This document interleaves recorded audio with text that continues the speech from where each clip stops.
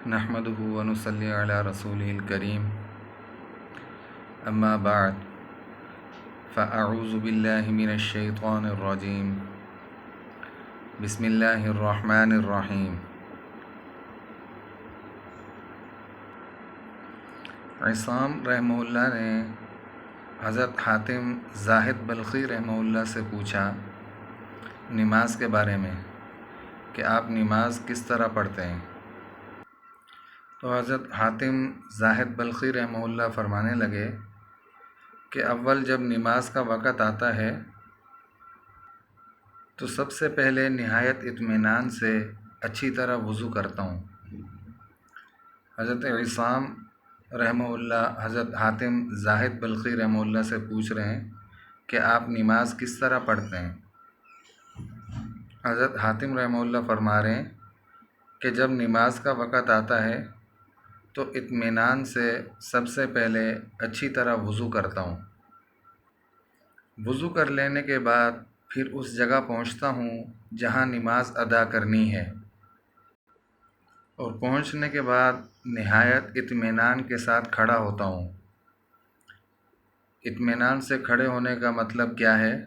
کہ اعضاء بالکل پرسکون ہو جائیں، کہ جیسے انسان نماز کی طرف تیزی کے ساتھ جاتا ہے یا جلدی جلدی جاتا ہے نماز کی طرف، تو وہاں پہنچ کر جہاں نماز پڑھنی ہے تو انسان تھوڑا انتظار کرتا ہے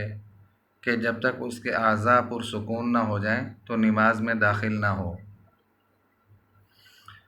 تو حضرت حاتم رحمہ اللہ بھی یہ فرما رہے ہیں کہ جس جگہ نماز ادا کرنی ہے اس جگہ پہنچتا ہوں اور پھر نہایت اطمینان کے ساتھ کھڑا ہوتا ہوں، گویا کہ کعبہ میرے آنکھوں کے سامنے ہے، کعبہ گویا کہ میرے منہ کے سامنے ہے، میرے سامنے کعبۃ اللہ ہے، اور میرا پاؤں پل صراط پر ہے، اور دائیں طرف جنت ہے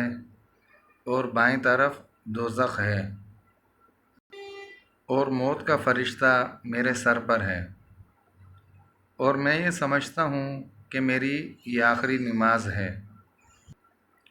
پھر اور کوئی نماز شاید کہ میسر نہ ہو، نماز پڑھنی شاید کہ نصیب میں نہ ہو۔ یہ حضرت حاتم رحمہ اللہ اپنی نماز کے بارے میں بتلا رہے ہیں کہ میں کس طریقے سے نماز ادا کرتا ہوں، اور میرے دل کی حالت کو اللہ ہی بہتر جانتا ہے۔ اور اس کے بعد نہایت عاجزی کے ساتھ اللہ اکبر کہتا ہوں، نماز شروع کرتا ہوں، پھر معنی کو سوچ کر قرآن پاک پڑھتا ہوں، اور پھر تواضع کے ساتھ رکوع کرتا ہوں، اور پھر اس کے بعد عاجزی کے ساتھ سجدہ ریز ہوتا ہوں اللہ تبارک و تعالیٰ کے سامنے، اور اطمینان سے اپنی نماز مکمل کرتا ہوں، اور اس طرح کہ اللہ تبارک و تعالیٰ کی رحمت سے امید کرتا ہوں کہ میں نے جو نماز پڑھی ہے اللہ تبارک و تعالیٰ اس کو قبول فرمائیں گے، اور اپنے اعمال سے مردود ہو جانے کا خوف کرتا ہوں۔ یہ سب کچھ بتلانے کے بعد پھر حضرت عصام رحمہ اللہ نے حضرت حاتم رحمہ اللہ سے پوچھا کہ آپ کتنے عرصے سے ایسی نماز پڑھتے ہیں، یا کتنا وقت ہو گیا آپ کو ایسی نماز پڑھتے ہوئے۔ حضرت حاتم رحمہ اللہ نے فرمایا کہ 30 سال ہو گئے مجھے ایسی نماز پڑھتے ہوئے، اس طرح نماز ادا کرتے ہوئے۔ 30 سال، 30 دن نہیں، 30 مہینے نہیں، بلکہ فرمایا کہ مجھے 30 سال ہو گئے اس طرح نماز پڑھتے ہوئے۔ یہ سننا تھا کہ حضرت عصام رحمہ اللہ رونے لگے اور فرمانے لگے کہ مجھے ایک بھی نماز ایسی نصیب نہیں ہوئی، کہ آپ تو 30 سال سے ایسی نماز پڑھ رہے ہیں جن کا بھی ذکر ہوا، کتنی صفات کے ساتھ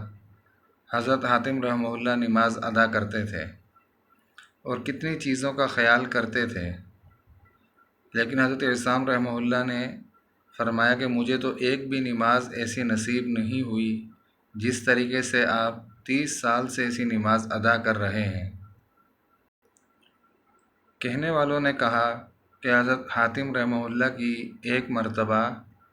ایک نماز فوت ہو گئی۔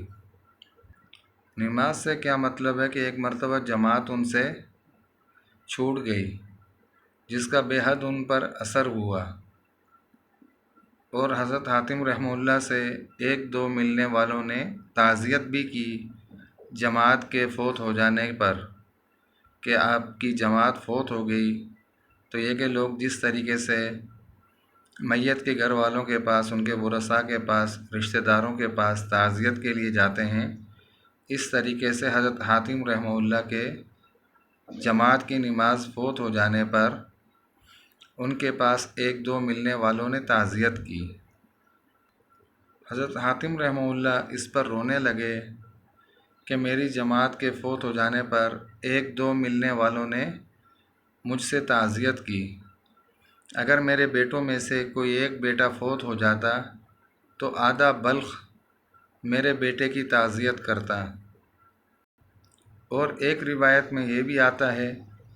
کہ 10,000 آدمی تعزیت کرتے یا اس سے زیادہ لوگ میرے بیٹے کے فوت ہو جانے پر میرے پاس تعزیت کرتے۔ اور فرمایا کہ جماعت کے فوت ہو جانے پر صرف ایک دو لوگوں نے مجھ سے تعزیت کی، یہ صرف اس وجہ سے کہ دین کی مصیبت لوگوں کی نگاہ میں دنیا کی مصیبت سے ہلکی ہے۔ لوگوں کی نگاہ میں دین کی مصیبت یا دین کا نقصان ہو جانا، یہ دنیا کی مصیبت یا دنیا کے نقصان سے ہلکا معلوم ہوتا ہے لوگوں کو۔ آج ہم اور آپ لوگ بھی نماز پڑھتے ہیں، اور یہ کہ ہمارا دھیان کہاں ہوتا ہے، نماز کے اندر ہم واقعتاً ان چیزوں کو محسوس کرتے ہیں، جیسے حضرت حاتم رحمہ اللہ نے حضرت عصام رحمہ اللہ کے سامنے بیان کی کہ موت کا فرشتہ گویا کہ میرے سر پر مسلط ہے، اور میرے دائیں پاؤں کے نیچے جنت ہے اور بائیں پاؤں کے نیچے دوزخ ہے، اور میں پل صراط پر ہوں، اور میری آنکھوں کے سامنے یا میرے منہ کے سامنے کعبۃ اللہ ہے، گویا کہ میری یہ آخری نماز ہے، شاید کہ اس کے بعد کوئی اور نماز مجھے میسر نہ ہو۔ آج ہم ان چیزوں میں سے کسی ایک چیز کی بھی کوئی فکر کرتے ہیں، بس یہ کہ جس طریقے سے نماز میں پہنچے، دیکھا کہ امام رکوع کی حالت میں ہے، نیت باندھی، ہاتھ باندھے، وہیں سے امام کے پیچھے رکوع میں شامل ہو گئے، اور یہ کہ نہ یہ پتہ ہے کہ انسان جب نماز کے لیے جائے تو وہاں رک کر جہاں انسان نے نماز ادا کرنی ہے، تھوڑا اپنے جسم کو پرسکون کر لے، تاکہ انسان کے اعضاء چلنے پھرنے کی وجہ سے جو حرکت میں تھے، جو ان میں تیزی تھی، وہ پرسکون ہو جائیں، اور یہ کہ اعتدال پسندی میں آ جائیں، پھر اس کے بعد انسان نماز شروع کرے۔ یہ تھے اللہ والے کہ جن لوگوں نے کہہ کر نہیں بلکہ کام کر کے دکھلایا، اور یہ کہ ایک دو مہینے یا ایک دو سال کی بات نہیں، بلکہ پوچھنے پر بتایا کہ میں 30 سال سے اسی طریقے سے نماز پڑھ رہا ہوں۔ تو حضرت عصام رحمہ اللہ نے پوچھا تھا، وہ بھی رو پڑے اس چیز پر کہ آپ 30 سال سے تو ایسی نمازیں پڑھ رہے ہیں، لیکن مجھے تو ایک بھی نماز ایسی نصیب نہیں ہوئی۔ تو اللہ تبارک و تعالیٰ سے دعا ہے کہ اللہ تبارک و تعالیٰ ہمیں دین اور دنیا کے نقصانات جو بھی ہیں وہ ہمارے سامنے کھولیں، اور دین کے نقصان کو ہم مقدم رکھنے والے ہوں، کہ دین کے نقصان کی اہمیت بھی ہمارے دلوں میں پیدا ہو، اور دنیا کا جو نقصان ہے وہ تو عارضی نقصان ہے، جب انسان اس دنیا سے چلا جائے گا پھر تو انسان کو پتہ چلے گا کہ اس کا نقصان زیادہ تھا یا کم تھا۔ تو اللہ تبارک و تعالی ہمیں دین اور دنیا کی سمجھ بوجھ عطا فرمائے۔ ویڈیو اچھی لگنے کی صورت میں سبسکرائب اور لائک لازمی کر دیں، تاکہ ہماری ہر نئے آنے والی ویڈیوز آپ حضرات تک سب سے پہلے پہنچتی رہیں۔